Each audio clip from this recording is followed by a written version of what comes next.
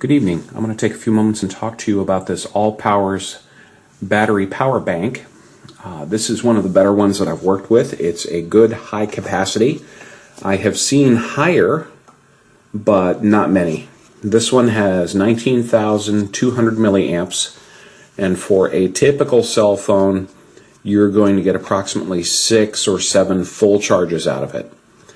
It is sufficient to charge an iPad or a 10-inch tablet at least once, if not pretty close to twice. This particular battery pack has 3 ports on it. 2 of them are 2.1 milliamp, or 2.1 amp, and one of them is 1 amp. And you'll notice they are labeled for phone, for Android, and for iOS. Well, you can really plug whatever you want into those. I think those are just for convenience. But when I have tried to plug in my Android into the iOS and my iOS into the phone, they've charged just fine.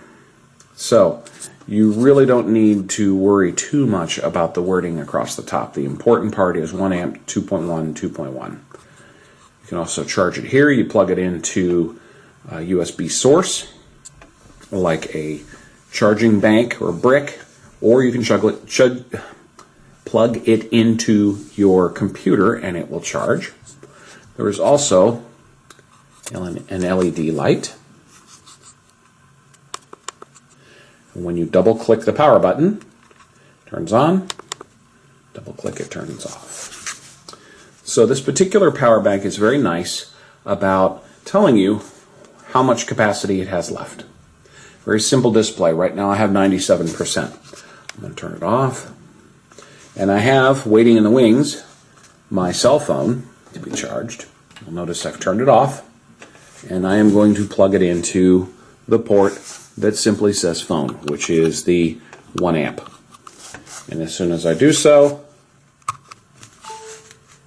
it immediately recognizes that it's been charged into a port.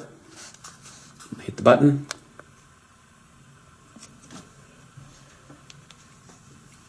and we are charging. In reality, I didn't need to hit the button. It was already charging on my phone. It seems to automatically detect that power is outbound, and it adjusts accordingly. I'll turn it over so you can see what's on the back there.